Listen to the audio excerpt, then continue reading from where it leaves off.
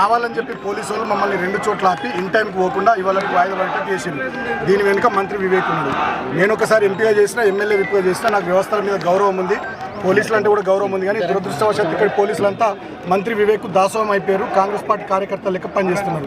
ఇవాళ కూడా మా లక్ష్మి గారు, నేను అదేవిధంగా ఒక 3 కార్లలో మా కౌన్సిలర్లను తీసుకొని పోతామంటే మమ్మల్ని ఇక్కడ ఆపేసారు. చాలాసేపు ఒక కౌన్సిలర్ 21st వార్డు బబ్బేర స్వర్ణలత వాళ్ళ అత్తకు చదివే రాదు, ఆమె కంప్లైంట్ ఇచ్చిందని చెప్పి తీసుకొచ్చి ఎఫ్ఐఆర్ చేసుకొని వచ్చి ఆమెను ఆపే ప్రయత్నం చేసింది.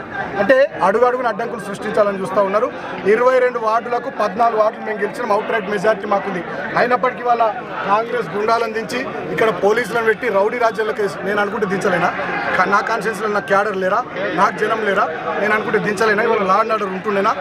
నేను లా అబైడింగ్ సిటిజన్గా నేను డిపార్ట్మెంట్ కోఆపరేట్ చేస్తూ ఎన్నిక మంచిగా జరగాలి, ప్రజాస్వామ్యయుతంగా ప్రశాంతమైనటువంటి వాతావరణం ఉండాలని మేము చూస్తే మమ్మల్ని పోనీయాలి.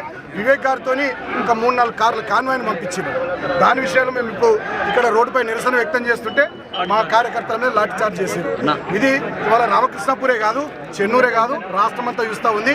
కేతన్పల్లి మున్సిపాలిటీలో ఏం జరుగుతూ ఉందో రాష్ట్రం అంతా చూస్తూ ఉంది. డెఫినెట్గా ప్రజాస్వామ్యాన్ని హత్య చేసే పని మంత్రి వివేక్ చేస్తున్నాడు.